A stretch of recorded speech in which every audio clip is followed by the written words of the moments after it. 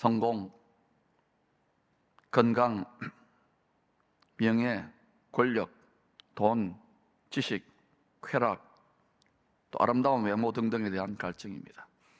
특별히 건강을 잃으면 더 건강을 소중하게 추구하지요. 또 너무 무시당하고 이렇게 억압된 사람은 권력에 대한 집착이 강하더라고요. 또 실패를 많이 하는 사람은 꼭 성공해야 된다는 거기에 목숨을 걸지요. 또 너무 찢어지게 가난한 분들은 또 돈, 너무 못 배워 서러운 분들은 자식에게 박사까지 시키려고 안간힘을 쓰더라고요. 이런 목마름을, 이런 갈증을 이 시대의 현대인들, 특별히 난다 긴다 하는 극소수의 천재들은 AI 기술, 로봇 공학, 유전자 편집 기술 등등을 통해서 해소해 보려고 하는 움직임들이 굉장히 빠르게 가속적으로 진행되고 있습니다. 이런 분야의 전문가들은 약 20년 후에는 인공지능과 로봇이 지구상의 모든 사람들의 역량을 뛰어넘는 특이점, 싱귤레리티에 도달할 것을 예측합니다. 그래서 어떤 분들은 이 인공지능 AI나 로봇이 그 시즌에 가면은 인류를 위협하는 가장 강력한 라이벌이고 이게 재앙이 될 수도 있다, 이렇게 경고까지 해요. 그 경고하는 분들도 그걸 또 개발해요. 이게 역설인 거예요. 이 방향은, 이 트렌드는 멈출 수 없습니다. 이미 브레이크가 고장난 그런 자동차처럼 질주해 가고 있어요. 더 빠르게. 왜? 경쟁에서 뒤질 수 없잖아요. 근데 언젠가는 이 질주가 한번 멈췄다가 새롭게 그리스도께서 왕노릇한 나라가 펼쳐질 줄로 믿습니다. 며칠 전에는 여러분 다 뉴스를 접했을 것인데 미국의 식품의약국 FDA에서 사람의 뇌, 살아있는 뇌에다가 신경칩을 삽입하는 기술을 승인받아서 최초로 시도했다고 합니다. 그리고 여러 최첨단 회사들이 이 뉴럴링크 분야에 속속 뛰어들고 있습니다. 당연히 이쪽 시장이 굉장히 커질 거예요. 사진마비나 또 치매 환자들에게는 이게 좋은 소식이 될 수도 있는데 과연 그것만이 전부 다인가? 심지어는 여러분, 사람을 핸드폰처럼 수많은 정보, 지식, 데이터를 주고받을 수 있는 트랜스휴먼, 핸드폰 인간으로 재창조해 보려고 하는 이 연구도 활발하게 지금 진행되고 있습니다. 이런 과학, 기술, 지식의 폭발적인, 혁명적인 발전을 통하여 사람의 간절한 목마름, 타는 목마름, 그리고 평안하고 안전한 미래가 보장이 될 수 있을까요? 성경은, 특별히 성경의 예언들은 이런 트렌드에 대해서 어떤 대답을 하고 있다고 생각하십니까? 이 세상에 여러 가지 책이 있고 종교 경전들이 있지만 오직 전능하신, 전지하신 성경 말씀, 시공을 초월한 지혜와 계시의 성령만이 기록된 성경 말씀, 하나님의 말씀을 통해 앞으로 미래에 어떤 일이 날 것이 반드시 일어날 일과라고 말씀을 해주고 있어요. 성경은 뭐냐? 2000년 전에 사람 희생 제물이 되신 성자 예수 하나님을 믿음으로 구원받는 구원의 책입니다. 지금은 등 따시고 배부르고 평안하고 안전하니까 성경이 자꾸 외면되는 경향이 있어. 심지어 교회 다니는 성도들로부터도 성경 안 읽는 게 보편화되고 있어요. 미래를 알고 싶습니까? 성경을 읽고 알고 준비하시기를 축복합니다. 아무리 기도를 많이, 아무리 봉사를 많이, 아무리 복을 많이 전해도 성경 모르면 딴짓할 수 있는 거예요. 모든 사람의 궁극적인 목마름은 적어도 성경에 의하면 영생 출신은 사랑이신 하나님에 대한 갈망입니다. 깊이 들어가 보세요. 영원히 살고 싶어 하는 거예요. 그것도 행복하게, 사랑 가운데. 누가 줄 수 있을까요? 인공지능이? 로봇이? 예수님은 광야와 같은 세상에서 신령한 음료로 목마름을 해소해 주시는 신령한 반석이십니다. 우리 예수님을 만세반석, 영원반석이라 그러잖아요. 고린도전서 10장 4절의 말씀에 다 같은 신령한 음료를 마셨으니 성령을 말합니다. 이는 그들을 따르는 신령한 반석으로부터 마셨음에 그 반석은 곧 그리스도시라. 예수의 피로 구원받은 성도들은 다 같이 성령을, 이 세상의 물이 아니라, 바닷물이 아니라 성령의 생수를 다 같이 마셔야 되는 거예요. 그런데도 구약은 물론이고 신약의 성도들조차, 많은 성도들이 다시금 목마른 이유는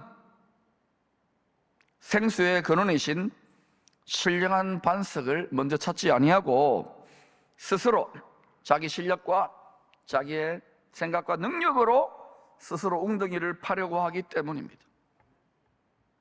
스스로 하나님이 되려고 하는 거예요. 스스로 주인이 되려고 하는 거예요. 결국은 하나님의 말씀대로 될 것입니다. 신명기 8장은 하나님께서 우리를 가나안 복지, 천국으로 바로 이끄는 것이 아니라 광야로 시험과 고난이 있고 불뱀과 전갈, 원수의 공격들이 있는 광야로 인도하시는 뜻이 말씀에 순종하는지 안 하는지 테스트하기 위함이라고 합니다. 우리는 광야 교회, 광야 인생에서 신앙생활하면서 날마다 테스트를 지금 하고 있어요. 날마다 시험 친다고요. 시험이 없고 테스트가 없는 인생이 없듯이 신앙생활도 마찬가지예요.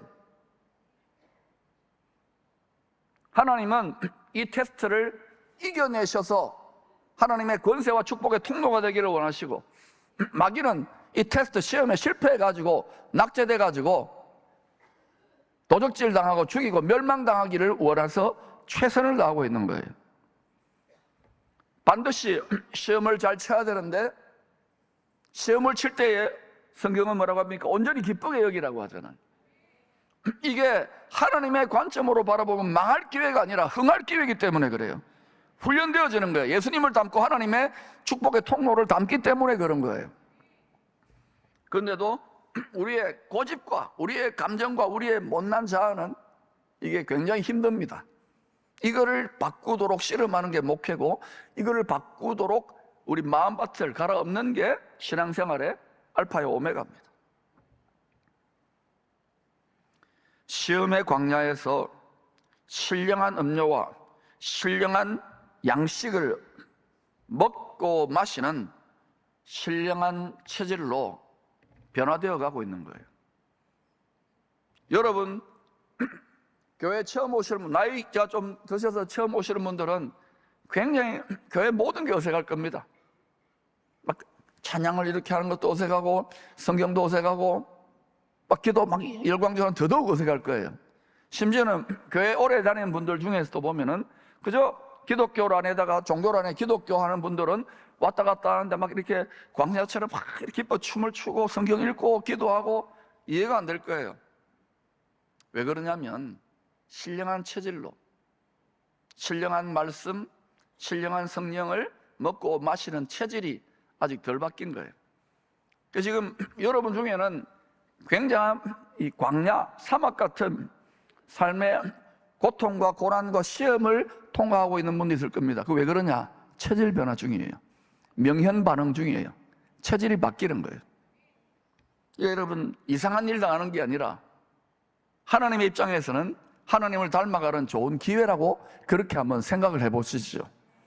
성경적인 생각입니다. 북이스라엘은 우상 숭배로 인하여 주전 722년 아시리아에 의해서 정복을 당한 후에 이방인들과 피가 섞이게 됩니다. 정책을 그렇게 펼친 거예요. 이런 이유로 예루살렘 성전과 혈통적인 종교적인 정통성을 나름대로 지켜왔다고 자부하는 유대인들, 이들도 우상 숭배로 바벨론에 망했었는데, 그래도 정책이 좀 관용적인 정책인지 이 혈통적인 종교적인 정통성을 지켰어요. 이 유대인들에게 이 사마리아 사람들은 경멸의 대상이었습니다. 동족이 아닌 거야, 피가 섞여 놓으니까. 개돼지 취급을 해서 아예 상종도 안 합니다. 좁은 나라가 그래요. 생수를 주시는, 생수의 근원 되시는 만세반석 예수님이 야곱의 우물가에서 마실 물 좀 달라고 이 멸시천대 받던 가장 목마른 여인에게 물 길어 달라고 부탁을 합니다. 여러분, 주님이 진짜 물이 목이 말랄 수도 있겠지만 이 진짜 목마른 여인에게 무언가를 선물을 주시기 위해서예요. 동네 사람들이 경멸하는 시선을 피하기 위해서 낮 12시 땡볕에 한낮에 야곱의 우물에 물 기르러 온 겁니다. 야곱의 우물입니다. 믿음의 조상 아브라함, 이삭, 야곱이 다 광야 같은 세상, 신앙의 광야 교회 생활을 하면서 우물을 파는 삶을 살았어요. 물론 이 우물은 육체적인 목마름, 먹고 살기 위해, 농사 짓기 위해, 목축하기 위해 팠던 그런 우물이기도 하지요. 그러나 과연 그런 의미만으로 성경에 기록해 놓았을까요? 믿음의 조상님들이 팠던 우물은 이 땅에 육체적 목마름을 먹고 살기 위해 채워주는 그런 것들을 위한 우물도 있지만은, 믿음의 조상님들이 팠던 우물은 하늘 보좌로부터 흘러나오는 눈에 보이지 않는 생명수 샘물을 팠던 거예요. 나중에 모세가 또 이스라엘 백성들이 끌고 광야와 사막에 가서 지도자들과 함께 그 백성들에게 시범을 보이잖아요. 우물물아 솟아나라, 우물물아 솟아나라. 이 우물이 여러분, 물리적인 우리 육체의 목마름을 채워주기 위해서 성경에 기록한 우물이 아니에요. 기쁨의 교회도 마찬가지예요. 지도자가 되었습니까? 직분자가 되었습니까? 우물을 파야 돼요. 우물을. 먹고 살기 위한 우물만이 아니라 내 심령 깊은 곳으로부터 영생하도록 솟아나는 샘물, 생수의 강을 파야 되는 거예요. 복음을 외치는 자가 많지만 이 생수의 강이 터져 나오지 않고 생명수가 말라가는 시대 아닙니까? 왜냐? 목마름을 느끼지 않는 거야. 세상의 성공에 대해 목마르지만 진정으로 주님에 대해서, 주님이 준 생수에서 목마른 자들을 보기가 힘든 거야. 그러니까 능력이 없는 것이죠. 풍요로움이 없는 것이죠. 모든 성도들의 한 남편이신 신령한 반석 7번째 남자 예수님을 성령 안에서 만나게 될 때 우리의 목마름은 비로소 해결이 될 것입니다. 이 여인은 오실 메시아를 기다리는 예배로 대화의 주제를 바꿉니다. 왜? 이 여인도 본능적으로 참된 경배, 예배가 생수를 공급받는 길이라는 걸 알아요. 여러분, 구약에는 제사고 신약에는 예배지만은요, 이걸 다 아우르는 개념은 경배입니다. 경배가 뭔지 아십니까? 경배는요, 무릎을 꿇고 엎드려 신에게, 왕에게 엎드려 절하는 거예요. 만복의 걸은, 생수의 걸은, 지혜의 걸은, 능력의 걸은, 문제 해결의 근원이신 예수님 앞에 엎드려 절하시기를 축원합니다. 거기에 무릎을 꿇고 완전히 백기토항 항복할 때, 그때 우리 인생이 달라져요. 풍요가 풀어져요. 여기에 풍덩하고 내 생각과 내 고집과 내 감정을 던지는 사람, 내 인생을 던지는 사람들이 적은 거예요. 근데 이게 우리가 할 수 없어요. 이렇게 등 따시고 배부르고 낙타처럼 되었을 때는. 근데 이 삶으로 들어가면 하나님이 들어가게 하십니다. 낙타가 바늘길을 들어가고 나면은 바늘길 같은 좁은 길 같지만 광대한 우주보다 더 큰 새로운 성령의 말씀의 신대륙이 그리스도의 나라의 희망이 보이는 거예요. 여러분이 낙타가 되어가지고 여전히 육체를 따라, 생각을 따라, 고집을 따라 여전히 이 복음의 말씀 계속 강단에 외치는 하나님의 말씀을 외면하면 슬픈 얼굴로 하고 돌아가는 부자 청년 과는 것 같을 거예요. 복음이 별로 기쁘지 않을 거예요. 그러나 한번 하나님의 말씀에 인생을 던져보세요. 저도요, 오래전에 그렇게 했어요. 그러면서 다듬어 가시면 하나님이 여기까지 오셨어요. 저는 굉장히 기대가 돼요. 죽을 때까지 복음 전하다가 갈 거예요. 아니면 들림 받거나. 지금 이제 저도요, 이제 6학년 됐어요. 자녀들을 위해 사시기를 축원합니다. 다음 세대를 위해 밑거름 내시고 눈물로 육체의 정욕을 위해 살아간다면, 육신의 생각을 따라간다면 나이 들어갈수록 비참해질 것입니다. 저는 계속 희망에 넘쳐요. 할렐루야.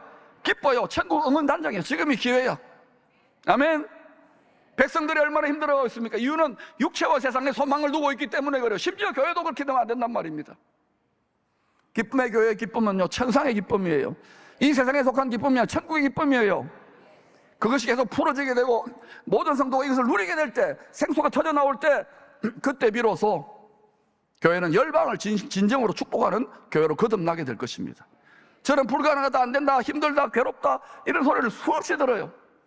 그런데도 고집스럽게 지금 가지고 있잖아요. 그 이유는 저와 저희 가정과 여러분 가정과 자녀들, 이 교회를 통해서 대한민국이 열방을 축복하는 교회로 거듭나기 위해서.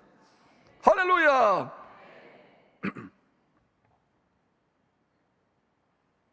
사마리아 사람들은 조상들이 수백 년간 그리심산 성전에서 드린 예배가 하나님이 인정하시는 생수가 터지는 참된 경배라고 합디다라고 말합니다. 그러나 당신대 유대인들은 예루살렘 성전에 드린 예배라야 생수가 터지는 올바른 예배라고 주장합니다. 주장하는 게 중요한 게 아니에요. 경건의 모양이 중요한 게 아니에요. 생수가 터져 나오는가? 참된 경배는 생수가 터져 나와야 돼요. 왜 안 터지는가? 그러자 주님께서 말합니다. 이제 내가 신령한 반석으로 생수의 근원으로 메시아로 온 이후로는 특정한 장소나 건물이 아니라 영과 진리로 경배하는 자들을 아버지께서 찾으신다고 답합니다. 여러분, 예수님이 신령한 반석, 만세 반석이신데 예수님이 율법의 정죄의 몽둥이, 죄인들을 심판하는 몽둥이에 얻어 맞아가지고 십자가에서 깨어졌잖아요. 만세 반석이 깨어져 열려졌기 때문에 거기서 피와 물과 성령을 모든 만물과 만유와 만민들에게 영생을 공급하고 계시잖아요. 이것을 누가 가로막고 있느냐? 피조물 중에 만물보다 부패한 우리의 자아, 정욕, 욕심인 거야. 교회까지도 그렇게 되면 안 된단 말입니다. 성도들까지도. 장사하는 집이라고, 강도의 소굴이라고. 왜요? 마음의 탐심의 우상숭배 때문에 그런 거예요. 이걸 갈아엎을 때 용기를 내세요. 그러면 완전히 새로운, 이 여인이 인생이 달라진 것처럼 완전히 혁명적인 그러한 놀라운 역사들이 나타납니다. 패러다임이 회로가 달라질지어다. 그래서 지금 만복에 거는 예수님을 푸대접하는 이 시대에 우리는 오히려 주님께 올인하는 게 더 열정적으로 지금 제가 나아가잖아요. 기회라고요. 기회. 전화 여복의 기회. 주님을 잘 대접해야 우리도 주님께 잘 대접받는 거예요. 아멘. 주님을 뒷방들거리 취급하면 안 돼요. 주님의 말씀에 순종하세요. 그 체질을 바뀌어가는 과정에 시험과 연단과 고난은 필수예요. 여러분 좋은 대학 가고 의사, 변호사 이렇게 보세요. 부장검사는 얼마나 힘들어요. 그죠? 검사하려면은 대학 졸업하고 끝납니까? 또 치고 또 지금 치잖아요. 또 지금 시험 또 될지 안 될지 모르지만 얼마나 힘든데요. 시험 치는 게 인생이에요. 할렐루야. 신앙도 마찬가지예요. 시험을 잘 칠 때 하나님의 권세와 자원과 축복을 주시는 거예요. 왕같은 제사를 통로로 삼는 거예요. 아버지께서 하늘 문을 열어 보좌로부터 신령한 생수를 폭포수처럼 부어줄 만한 참된 경배는 이렇게 드려야 한다고 가르쳐 주십니다. 요한복음 4장 24절입니다. 시작. 하나님은 영이시니 예배하는 자가 영과 진리로 예배할지니라. 여러분, 하나님 아버지와 주 예수님이 생수가 흐르는 그 보좌에, 하늘 보좌에, 셋째 하늘 낙원의 보좌에 앉아 계신다고 하잖아요. 우주의 왕궁에. 육체로는 알 수 없어요. 육체의 지식과 생각을 모르잖아요. 내가 예수를 믿어도 이게 안 보이니까 어떻게 알 수 있습니까? 예수의 영으로, 하나님 아버지 영으로 충만할 때 이게 보이는 것 같이 느껴지는 거예요. 말씀으로 보잖아요. 듣지만 말고 우리에게 생수 주시고 모든 만물과 만유를 주관하시는 전지전능하신 하나님을 볼 때에 앞으로 더 세상이 더 진동하게 될 것인데 이걸 이기는 흔들리지 않는 축복의 통로가 될 줄로 믿습니다. 이 탁월한 천상의 라이프 스타일을 우리 자녀들에게 그들의 어린 시절부터 이들의 뼛속에 골수에 심어 넣어줘야 되는 거예요. 그저 교회가 아닙니다. 이제 나라와 열방을 축복하는 인물들이 필요해요. 할렐루야. 기쁨의 교회 비전은 그 비전입니다. 교회 안에 오글오글 너무 인물들이 작아지잖아요. 우주와 만유와 만물을 경영하는 것이 하나님의 뜻인데, 주와 함께 우리가 왕노릇하는 것이 하나님의 뜻인데, 할렐루야. 성경을 알아야 됩니다. 하나님 이렇게 간절히 참된 경배를 드리는 자를 찾고 계신다고 합니다. 참된 경배는요, 진리의 성령과 진리의 말씀으로 충만하여 무릎 꿇고 드리는 예배입니다. 성령과 말씀으로 충만할 때 우리의 육체의 쓴뿌리, 모든 상처가 뽑혀져 나갑니다. 우리가 못 뽑아요. 용서한다, 상처 극복한다, 세미나 아무리 다려도요, 결국 궁극적으로는 성령과 말씀이 충만할 때 그것이 곡괭이가 되고 트랙트가 되고 삽이 돼가 갈아엎어주는 거예요. 그러므로 여러분, 내 인생이 너무 상처투성이고 쓴뿌리 투성이다 하는 분은요, 반드시 말씀과 성령으로 충만해야 됩니다. 그럼 여러분의 천사 같은 표정이 나타나요. 스데반 보세요. 돌멩이에 맞아 죽어가면서도 여러분 천사 얼굴이 나타났잖아요. 그러한 은혜가 임할지어다. 쓴뿌리를 뽑혀질지어다. 그냥 되는 게 아니라 말씀과 성령으로 충만하시기를 축원합니다. 우리의 육적 자아에, 자기 고집과 자기 생각에, 자기 자존심의 한 노뼈가 꺾일 때에 오직 주님께만 엎드려 완전히 굴복하고 항복하여 엎드려 경배하게 되면, 그때 어때요? 아, 네가 이제 진실로 나를 경외하는구나라고 인정을 받고, 그때부터 생수회가 터져 나와요. 그때부터 성령의 와이파이가 눈에 보이지 않지만 하나님의 전파로가 합시다. 이게 막 흐르는 거야. 왜 지금 이렇게까지 막 열정적으로 설교하는지 이해되는 거예요. 할렐루야. 여러분 모두가 이 탁월한 생수의 근원이 되는, 거기에 복의 근원이 되는 삶에 접속되어져야 되는 거예요. 이게 욕심이 많다고요? 당연한 거 아닙니까? 만복을 받아야 될 건데. 여러분 보지 마세요. 하나만 봐도 난 10,000가지, 10,000가지를 받아야 되겠어요. 왜요? 축복의 통로가 돼야 되잖아요. 심히 목말랐던 이 여인은 7번째 남자 앞에, 생수의 그런 앞에 무릎 꿇고 항복함으로 셋째 하늘의 낙원에서 부어지는 기쁨의 샘물을 마시게 됩니다. 더 이상 이 교회 저 교회, 이 목사 저 목사, 이 사람 저 사람, 이 설교 저 설교 헤매고 다니지 않습니다. 그 어린아이의 일이에요. 내게 부족함이 없으리로다. 신령한 음료를 마신 기쁨의 감격으로 이 가장 멸시천대받던 사마리아 여인은 다른 사람의 시선이나 체면도 없어요. 물동이를 버려두고 수가성 동네에 가가지고 자기를 조롱하는 사람들을 이겨버리고 복음을 전합니다. 복음을. 동네가 뒤집어지는 이것이 이 시대에 필요한 큰 기쁨의 복음의 능력이에요. 이 복음의 능력은 육체로 안 됩니다. 다 알지만 못하잖아요. 수천 명 있어도 안 되잖아요. 그러면 반드시 이 시절에 다시금 우리 마음밭을 갈아엎고 생수의 근원의 능력에 접속되기를 축원합니다. 30배, 60배, 100배의 좋은 마음밭으로, 생수 흐르는 마음밭으로 결실할지어다. 아브라함은 백세 얻은 독자 이삭을 번제물로 바치라는 테스트 시험에 합격했습니다. 참된 경배자로 천국의 공인 인정서를 받게 됩니다. 우리가 어떤 힘든 박사다 뭐다 이러면 그 자격증을 걸어 놓잖아요. 아브라함이 그런 사람이에요. 천국 공인 인정서. 니야말로 참된 경배자구나. 창세기 22장 12절입니다. 사자가 이르시되 그 아이에게 내 손을 대지 말라. 그에게 아무 일도 하지 말라. 내가 내 아들 내 독자까지도 내게 아끼지 아니하였으니 내가 이제야 네가 하나님을 경외, 무릎 꿇고 복종하여 경배하는 줄을 아노라. 내 뜻에 복종하는 줄을 내가 아노라. 내가 이제야 내가 하나님을 경배하는 줄을 아노라. 여러분 예배드리러 많이 오지만은요, 하나님이 간절히 찾으시는 이 시대 여호와 이래로 죽임당하신 어린 양, 하나님의 시온산에서 예비된 그 죽임당한 어린 양 안에 숨겨둔 모든 천국의 무한정 무진장 무제한의 자산들, 거기에는 물질도 있고 부여도 있고 존귀도 있고 장수도 있고 지혜도 있고 모든 게 다 들어있어요.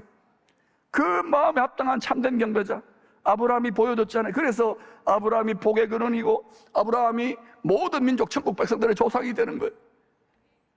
여러분 바랄 수 없는 중에, 이 땅으로 보면 바랄 수 없어요. 그러나 저는 바랄 수 없는 중에 여기에서 어떻게 열방입니까? 여기서 어떻게 일본입니까? 저는 된다고 믿습니다. 예수님 안에 있는 그 믿음 하나를 끌어다 댄다면 예수님 안에 숨겨진, 죽임당한 어린 양 안에 숨겨진 그 모든 하나님의 무진장 무제한 무한정의 천국 자산이 대방출